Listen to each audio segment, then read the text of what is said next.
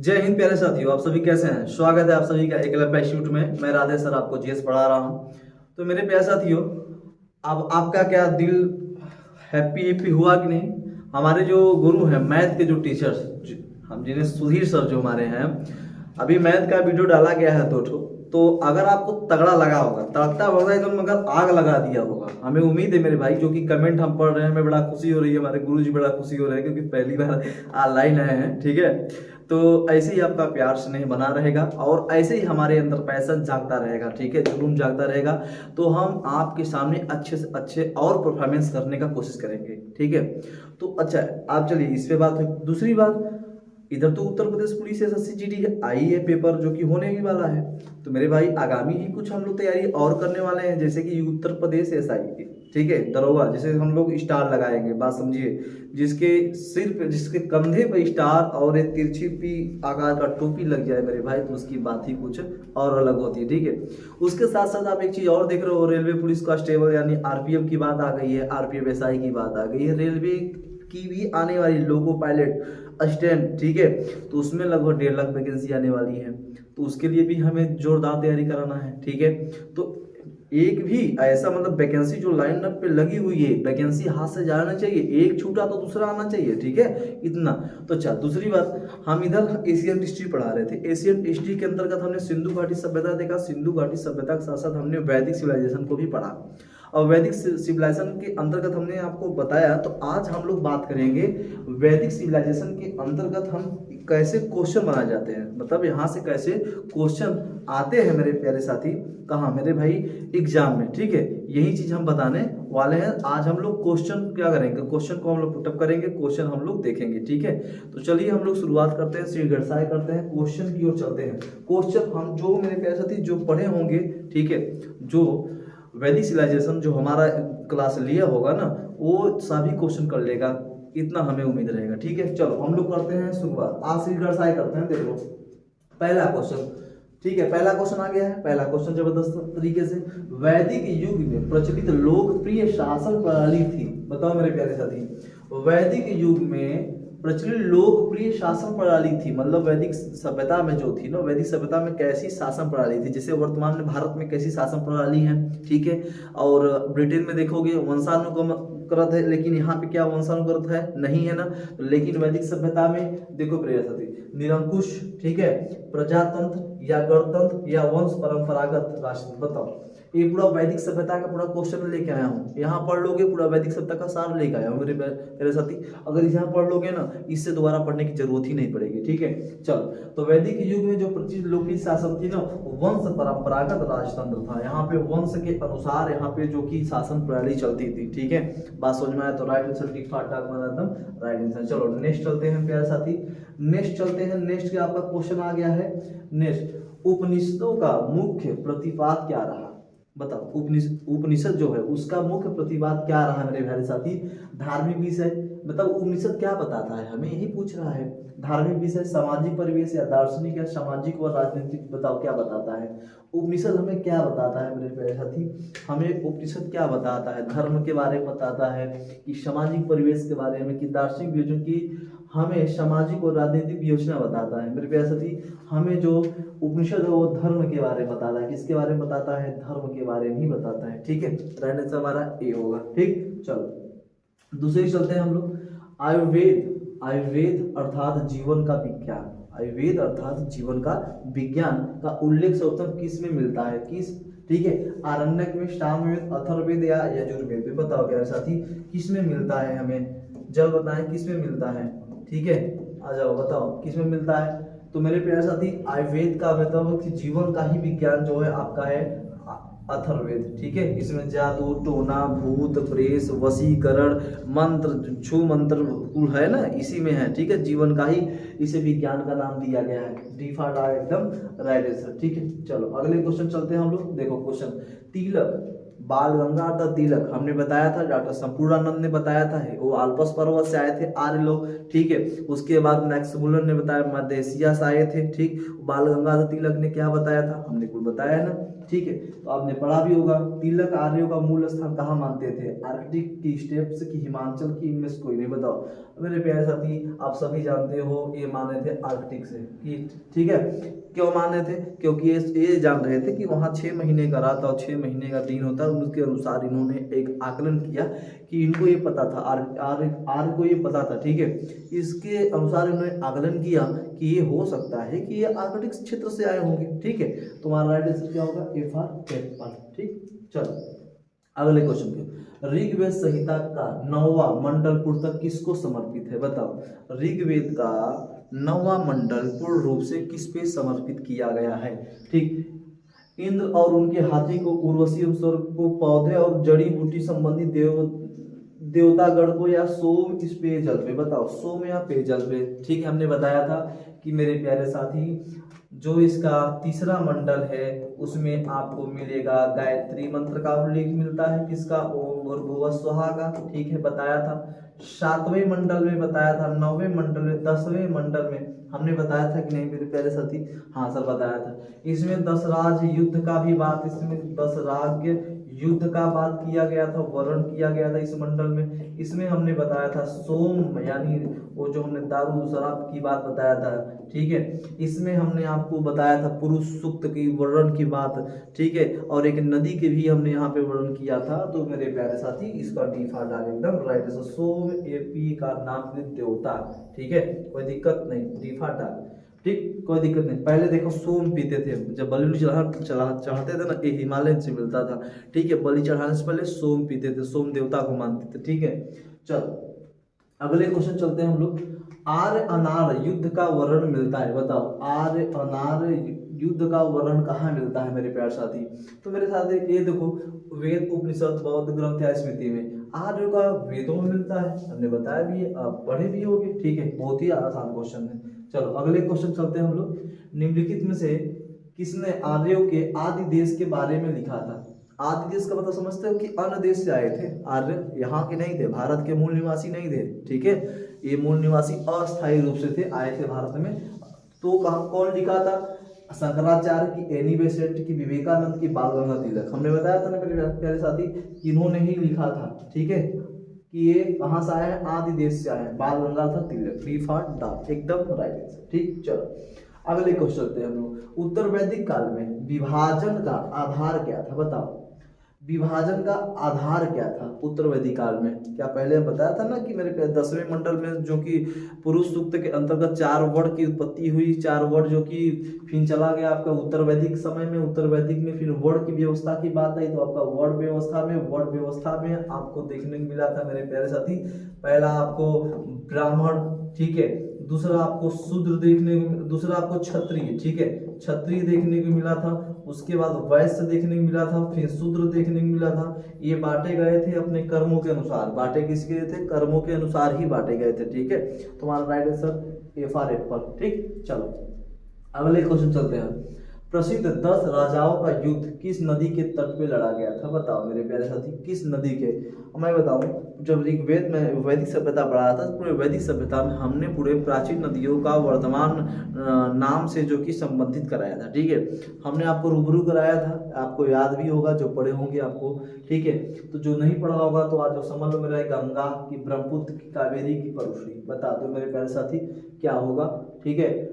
तो जो 10 राजाओं का युद्ध लड़ा गया था वो परुश्री का मतलब समझते हो, रावी नदी, कौन सी नदी सर, रावी नदी, ठीक है। रावी नदी वर्तमान में कहते हैं, प्राचीन नाम परुश्री नदी है, कौन सा है, परुश्री नदी है, ठीक है, कोई दिक्कत नहीं। अगर चले जाओ यहाँ पे, चले जाओ प्लेलिस्ट में, वहाँ पे आपको सभी चीज वैदिक सभ्यता का मतलब एशियन हिस्ट्री का आपको सभी मैटर देखने को मिल जाएगा, ठीक है। चलो दूसरा देख लो, वैदिक सभ्यता की क्या विशेषता नहीं थी, बताओ भाई, वैदिक सभ्यता की विशेषता आप जानते हो, सिंधु घाटी सभ्यता एक नगरीय व्यवस्था थी, लेकिन वैदिक सभ्यता एक ग्रामीण व्यवस्था थी। तो बताओ, बहुविवाह था, प्रचलन था, कृषि व्यवस्था प्रचलन था, धर्म संबंधित तो पूरा था ही, लेकिन वो एक ग्रामीण व्यवस्था था, न कि नगरीय व्यवस्था था। कौन? वैदिक सभ्यता। तो मेरा राइट आंसर क्या होगा मेरे प्यारे साथी? B for banana. ठीक है, वैदिक सभ्यता एक ग्रामीण सभ्यता थी, न कि नगरीय सभ्यता। ठीक है, जीवन जी रहे थे। आगे अगला क्वेश्चन, निम्नलिखित में से किसका संकलन ऋग्वेद के आधार पे है? बताओ, किसका संकलन ऋग्वेद के आधार पे है? तो प्यारे साथी, हमने बताया था कि यजुर्वेद होगा कि सामवेद कि अथर्ववेद की में कोई नहीं।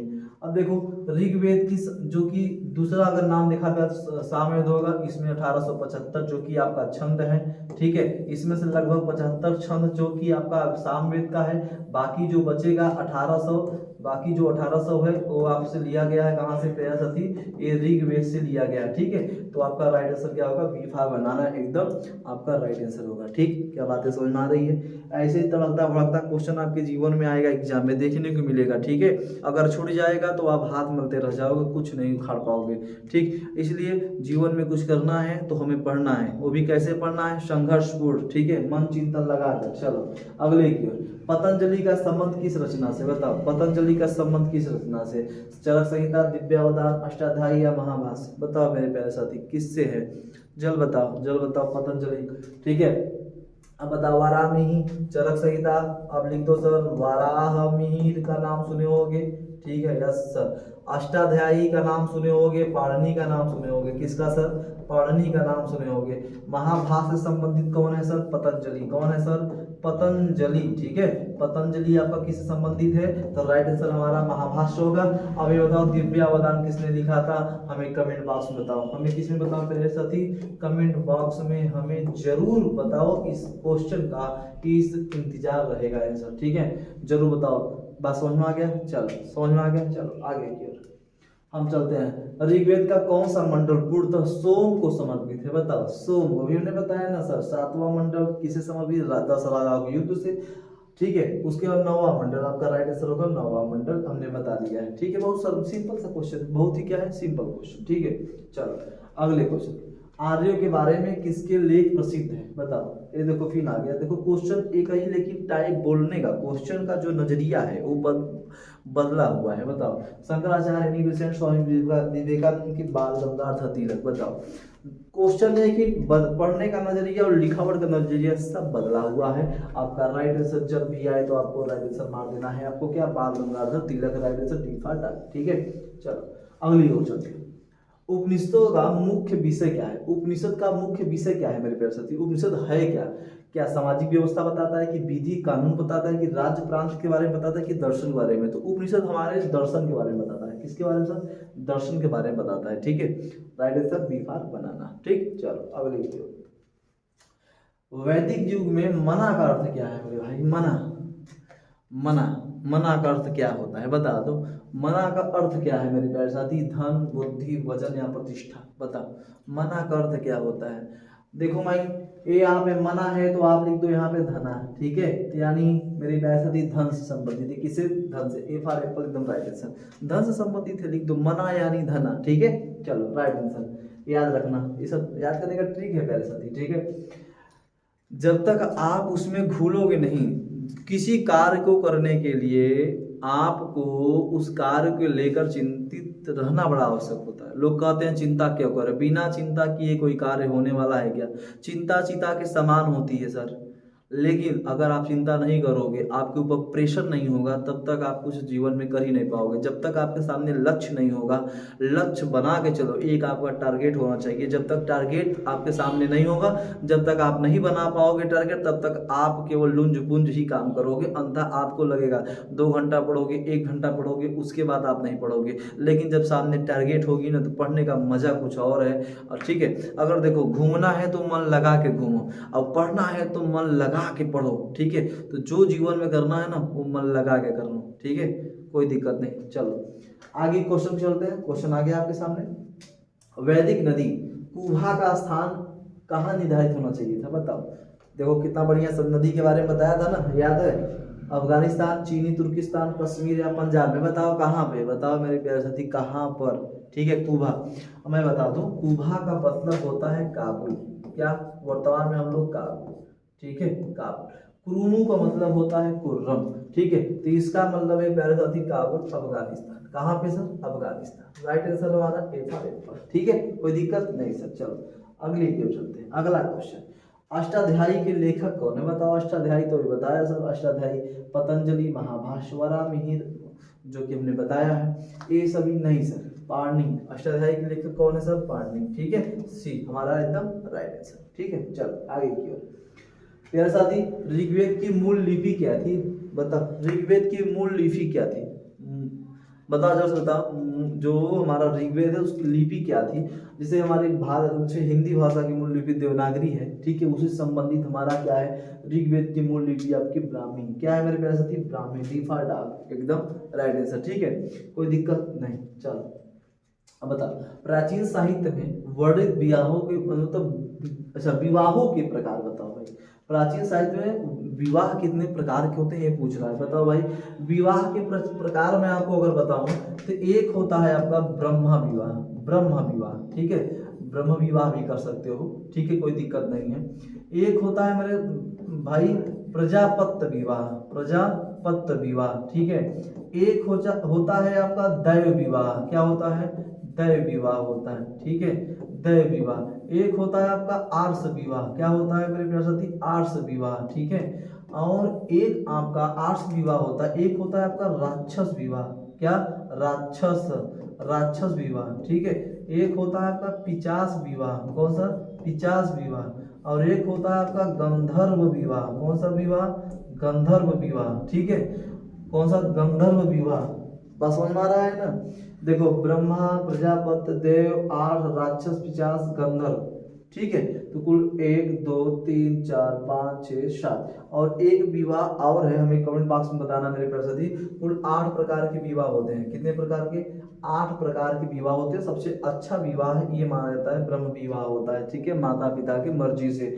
बाकी मेरे प्यारे साथी सबसे खराब विवाह गंधर्व विवाह होता है, जो माता पिता को बिना बताए लोग फरार हो जाते हैं, ठीक है, बस समझ में आ रहा है। तो सबसे खतरनाक तो गंधर्व विवाह है। राक्षस ये तो ये है, लेकिन ये गंधर्व विवाह सबसे खतरनाक है। माता पिता को पता नहीं, बेग भरा सोना चांदी पैसा लेके लूट फरार गायब, ठीक है। तो मेरे प्यारे साथी, तो आप एक बात ध्यान रखना कि विवाहों का प्रकार जो होता है 8 प्रकार के होते हैं। और संस्कार हमारे जीवन में कुछ 16 संस्कार कितने हैं? 16 है। अब विवाह कितना होता है? 8, ठीक है। चलो अगले की ओर चलते हैं हम लोग। अगला, प्रसिद्ध गायत्री मंत्र किस धर्म ग्रंथ से संबंधित है? बताओ। हमारा जो गायत्री मंत्र है, ओम भूर्भुवः स्वः तत्सवितुर्वरेण्यं भर्गो देवस्य धीमहि धियो यो न प्रचोदयात्, ये जो हमारा है गायत्री मंत्र सबसे पावरफुल जो कि मंत्र माना जाता है। डर कभी लगे तो इस मंत्र का जाप करो। वो मंत्र किस धर्म ग्रंथ से जुड़ा हुआ है? ऋग्वेद से, यजुर्वेद से, सामवेद की, अथर्ववेद से? बताओ किसमें? तो आप बता दो मेरे भाई, ऋग्वेद के तीसरे मंडल में, ऋग्वेद के तीसरे मंडल में सर, ऋग्वेद के तीसरे मंडल में आपका गायत्री मंत्र का उल्लेख है। तो राइट आंसर हमारा एकदम ए फॉर एप्पल, एकदम राइट आंसर, ठीक है। बात समझ में आ रही है? कोई दिक्कत नहीं। चलो अगले की ओर चलते हैं। अगला हम लोगों का क्वेश्चन है कि जिस ग्रंथ में पुरुष मेघ का उल्लेख हुआ वो कौन सा है? बताओ। पुरुष मेघ देवी सूक्त, पुरुष सूक्त हमने बताया था ना। तो बताओ किसमें उल्लेख किया गया है? ऐतरेय में, ये तो ऐतरेय ब्राह्मण, कौशिकीय ब्राह्मण, ये तो आपका किसके हैं? ऋग्वेद के हैं, ठीक है। शतपथ ब्राह्मण, तैत्तिरीय ब्राह्मण यजुर्वेद के हैं, ठीक है। पंचविंश तारण्य और षड्विश ये आपके सामवेद के हैं मेरे प्यारे साथी। गोपद आपके अथर्ववेद के ब्राह्मण का नाम है, ठीक है। चलो तो बताओ, जिस ग्रंथ से पुरुष मेघ का उल्लेख है वो है आपका शतपथ ब्राह्मण। कौन सा मेरे प्यारे साथी? शतपथ ब्राह्मण, एकदम right answer. B for banana, एकदम राइट आंसर इज सी, ठीक है, हमारा एकदम राइट आंसर। चलो अगले की ओर चलते हैं। अगला क्वेश्चन, गोत्र शब्द का प्रयोग सर्वप्रथम हुआ था? बताओ। गोत्र, हर लोगों की जात होती है, जात की एक गोत्र होती है, ठीक है, कई गोत्र। तो गोत्र का प्रयोग सर्वप्रथम किसमें किया गया था? अथर्ववेद, ऋग्वेद, सामवेद, यजुर्वेद? बताओ मेरे साथी किसमें किया गया था? जल बताओ, ठीक है, एकदम जल गोत्र। तो मेरा गोत्र का संबंध हमारे बीफा बनाना ऋग्वेद से, ठीक है, हमारे ऋग्वेद में ही गोत्र का उल्लेख किया गया है, ठीक है। चलो अगले क्वेश्चन चलते हैं। निम्नलिखित में से कौन सी भाषा इंडो आर्यन भाषा संबंध रखती है? इंडो आर्यन भाषा संबंध रखती है, बताओ कौन सा मेरे प्यारे साथी? हिब्रू, तुर्की, पारसियन या अरबी? जल्द बताएं। एक बात ध्यान रखना, कई बार एग्जाम में क्वेश्चन आया, इतनी बार आया एग्जाम में क्वेश्चन। पारसियन, कौन सी भाषा? पारसियन, ठीक है, राइट आंसर हमारा पारसियन। चलो अगला, ऋग्वेद में उल्लेखित प्रसिद्ध 10 राजाओं का युद्ध किस नदी के किनारे लड़ा गया था? ये तो एक बार तो बता दिया था मेरे प्यारे साथी, परुषी नदी। चलो एक बार रिकॉल हो चुका है क्वेश्चन। चलो दूसरी क्वेश्चन चलते हैं हम लोग, ठीक है। सत्यमेव जयते उक्त सर्वप्रथम कहाँ से ली गई थी? बताओ। सत्यमेव जयते, अब जब जाओगे न्यायालय में वहां पे लिखा रहता है, संसद में जाओगे सत्यमेव जयते वहां पे लिखा है, तो ये शब्द लिया कहाँ गया था मेरे भाई? ये शब्द जो है आपके उपनिषद का नाम सुने होंगे, उपनिषद का नाम सुने होंगे, उपनिषद के मुंडको, मुंडको, ठीक है, मुंडको उपनिषद से लिया गया है। तो बताओ मेरे प्यारे साथी ये कहाँ से लिया गया है? उपनिषद से। कहाँ से? उपनिषद से, ठीक है, कोई दिक्कत नहीं। चलो आगे की ओर बढ़ते हैं। अगला क्वेश्चन, वैदिक नदी अस्कनी की पहचान निम्नलिखित में नदियों से किस एक के साथ किया जाता है? व्यास, रावी, चेनाब या झेलम? बताओ। अस्कनी अभी हमने बताया, जो कि परुशरी बताया है। अस्कनी बताओ किसे कहा जाता है मेरे प्यारे साथी? अस्कनी, अस्कनी के यानी चेनाब, अस्कनी का मतलब होता है चेनाब। पूरी नदियां हमने आपको पुरानी नाम बता दिया था, नई नाम भी बताया था कि नहीं? हाँ सर बताया था। शी, फार, कैट, एकदम राइट आंसर, ठीक है। चलो अच्छा, थोड़ा सा अगर मैं बताऊं, अच्छा प्रीवियस में आ जाओ। अब बताओ, मैं आपको यह बता दूं, अच्छा एक बार थोड़ा सा, विपाशा, व्यास का हो गया विपाशा, रावी का हमने क्या बताया था सर? परुशरी, क्या बताया था? परुशरी। चेनाब का आप बता दियो सर, अश्कनी बता दियो सर, ठीक है। झेलम का बताओ, झेलम का तो होगा वितस्ता, क्या होगी? वितस्ता होगी, ठीक है। और कहो तो बता दे मेरे साथी, बाकी आप वीडियो देख लेना, ठीक है। चलो अगला क्वेश्चन देखो, अनुलोम और प्रतिलोम किससे संबंधित है? बताओ। अनुलोम प्रतिलोम किससे संबंधित है? जन्म से, यौवन से, विवाह से, मृत्यु से? बताओ। अनुलोम प्रतिलोम पहले जान लो, अनुलोम क्या होती है? अनुलोम का मतलब होता है कि मेरे प्यारे साथी, इसमें उच्च वर्ग का लड़का होता है। उच्च वर्ग का क्या होता है? इसमें उच्च वर्ग का लड़का होता है, ठीक है। और प्रतिलोम का मतलब होता है इसमें निम्न वर्ग का लड़का होता है, निम्न वर्ग का इसमें लड़का होता है। और ये संबंधित है विवाह से। किससे संबंधित है मेरे प्यारे साथी? विवाह संबंधित है। अनुलोम प्रतिलोम कई बार एग्जाम में पूछा है, तो ये भूलिएगा नहीं। अनुलोम का मतलब उच्च वर्ग का लड़का होगा, प्रतिलोम का मतलब निम्न वर्ग का लड़का होगा, ठीक है। इसमें लड़की संबंधित नहीं है, ठीक है। चलो, ऋग्वेद में सर्वाधिक संख्या में मंत्र संबंधित है किससे? बताओ। सबसे अधिक मंत्र इसमें से बताना है, अग्नि से, वरुण से, विष्णु से, यम से? बताओ बताओ। इसमें क्या लिखा है कि ऋग्वेद सर्वाधिक संख्याओं में मंत्र संबंधित है। बताओ सबसे ज्यादा मंत्र किसमें है? तो प्यारे साथी इसमें अग्नि से संबंधित है, अग्नि सबसे अधिक है, यानी इसमें 200 मंत्र ऋग्वेद में अग्नि के हैं और 250 अगर कहा जाए तो इंद्र के हैं, ठीक है। इंद्र है, इंद्र है, अग्नि है, उसके बाद आप आ जाओगे सोम के आ जाओगे, उसके बाद मारुति के आ जाओगे, ठीक है। तो सबसे ज्यादा अगर कहा जाए तो इंद्र, ठीक है, और दूसरे नंबर पे कहा जाए तो अग्नि। लेकिन ये क्वेश्चन के अंतर्गत देखोगे ऑप्शन में, तो आप देखोगे अग्नि सर्वाधिक है इनमें, ठीक है, ध्यान रखना। चलो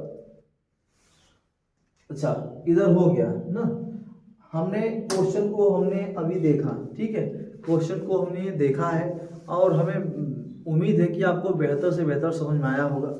इसका एक पार्ट और चलेगा, ठीक है, एक पार्ट और चलेगा और बड़ा बेहतरीन तरीके से आपको पढ़ाया भी जाएगा, समझाया भी जाएगा, ठीक मेरे प्यारे साथी। ऐसे ही हमें अपना प्यार स्नेह देते रहिए, ऐसे ही चैनल को आगे बढ़ाते रहिए, सपोर्ट करते रहिए। बस आज के लिए नहीं, जय हिंद।